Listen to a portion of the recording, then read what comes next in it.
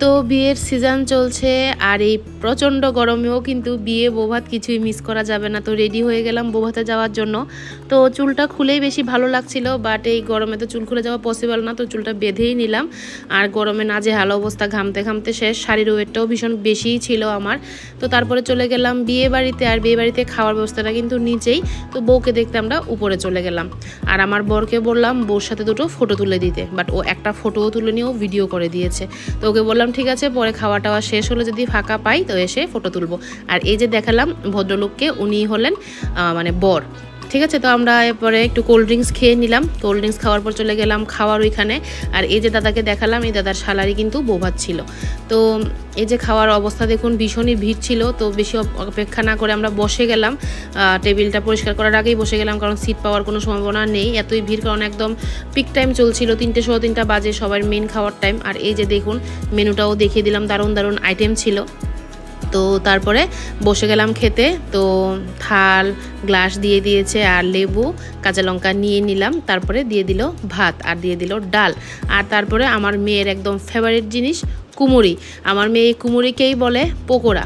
আর একটা জিনিস দেখতে পেয়েছেন তো, বাবার সাথে কিন্তু মেয়েকে দিয়েছি আজকে। হ্যাঁ, কারণ আমার খেতে অনেকটা সময় লাগে, তো আমি বাবার সাথে মেয়েকে দিয়েছি। আর আমার সাথে দেখুন কে বসেছে, দাদার শরীরটা বেশি একটা ভালো ছিল না ওই দিন, হাঁচি দিয়ে শেষ। বাট দাদার পনির কিন্তু ভীষণ প্রিয়, একটু পরে পরেই পনির নিচ্ছে, দাদা পনির দিন, দাদা পনির দিন। যাই হোক, পনিরটা বেশ ভালো হয়েছিল। তারপরে নিয়ে নিলাম এই যে মাছের মাথার তরকারি, এটা উফ, এটার নিচে সব কিছু, এটা দিয়ে আমি অনেক অনেক অনেক ভাত খেতে পারবো, এত ভালো লেগেছিল। তারপরে এসে পড়েছে এই যে কাঁঠালের তরকারি চিংড়ি মাছ দিয়ে। ঠিক আছে, তো যেটা বলছিলাম, আমার বর কিন্তু ভীষণ স্পিডে ভাত খায়। ও আমার ভাত খাওয়া শেষ হওয়ার প্রায় 15-20 মিনিট আগে ওর খাওয়া শেষ হয়ে যায়। তো ওই জন্য ওকে দায়িত্বটা দিয়েছিলাম। তো আজকে দেখুন আমার থাল একদম খালি হয়ে যাচ্ছে, বারবার একদম পরিষ্কার করে খাচ্ছি। আর খুব তৃপ্তি করে খাচ্ছি অনেকদিন পরে বিয়ে বাড়িতে, কারণ আমি সবসময় মেয়েকে খাওয়াই, তো আর আমি ভীষণ স্লো খাই। তো দুইজন মিলে আমার খাওয়াতে অনেকটা টাইম লেগে যায়। আর এই যে মাছ দিয়ে দিল, মাছটা ছিল ভীষণই ফ্রেশ, খুব ভালো লাগছিল খেতে। তারপরে দিয়ে দিল পাঁপড় আর মাঝখানে শসা দিয়ে গিয়েছিল। তারপরে এসেছে আমার মোস্ট ফেভারিট জিনিস, মাটন। আর মাটনের পিসগুলো একদম ছোট ছোট ছিল, যার জন্য খুব ভালো বয়েল হয়েছিল। আর খুব সম্ভবত বোধ হয় কচি পাঠাই ছিল, কারণ এত টেস্টি ছিল মাংসটা। যাই হোক, আমি নিয়ে নিলাম মাটন আর আমার বর নিয়ে নিল কিন্তু চিকেন। ঠিক আছে, ও আর পাঠা এখন খায় না, কারণ ওর প্রেশারের সমস্যা। তো তারপরে মাটন দিয়ে খুব তৃপ্তি করে খেলাম। আর সত্যি কথা বলতে গিয়ে প্রত্যেকটা আইটেম এত টেস্টি লেগেছে, কোনোটাই আমি বলতে পারবো না এর থেকে এটা বেশি, সবগুলি স্বাদ।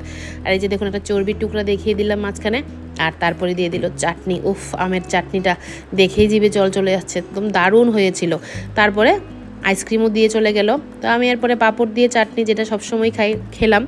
আর তারপরে এই কাশি সর্দির মধ্যেও আইসক্রিম খাওয়া কিন্তু আমি ছেড়ে দিইনি, আইসক্রিম খাওয়া চলছে আমার সঙ্গে। তো তারপরে দেখুন খাওয়া দাওয়া একদম শেষ, প্লেট কিন্তু একদম পরিষ্কার। আর এবার হলো মহাযুদ্ধ, মানে লাইন দেখুন, লাইন, হাত ধোয়ার লাইন কিন্তু। তো যুদ্ধে জয় টয় করে হাতটা ধুয়ে আসলাম। তারপরে এসে কি মিষ্টি পান তো খেতেই হবে, বিয়ে বাড়ি বলে কথা। এইসব খাওয়া টাওয়ার পরে একটু মিষ্টি পানটা খেতে বেশ ভালোই লাগে। আর মিষ্টি পানটা খেয়ে ওই যে কথা অনুসারে বলেছিলাম না, যদি ফাঁকা থাকে একটু মানে বউর সাথে একটু ফটো তুলবো, তো চলে গেলাম ফটো তুলতে। তো তারপরে সবাই মিলে ফটো টটো তুললাম। তারপরে কিন্তু বাড়িতে চলে গেলাম খাওয়া দাওয়া শেষ করে। আমার আজকের ভিডিওটা কেমন লাগলো অবশ্যই জানাবেন, ভালো লাগলে একটা লাইক করে দেবেন। দেখা হচ্ছে পরের ভিডিওতে, তখন যেন টাটা, বাই বাই।